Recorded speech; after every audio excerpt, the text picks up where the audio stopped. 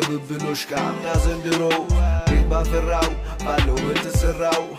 ዘመድ ተሰባስቦ ወዳጅ ተፈላልጎ ከያለበት መቶ ቢገናኝበት ገና የመጣችለት አሲና ገና የለጥንቱም ለዘመናይ እንኳን መጣችልን እናስታውሳለን ያለፉትን በመንፈስ ግን ዛሬን ስናስብ ይበለን ደስ ደስ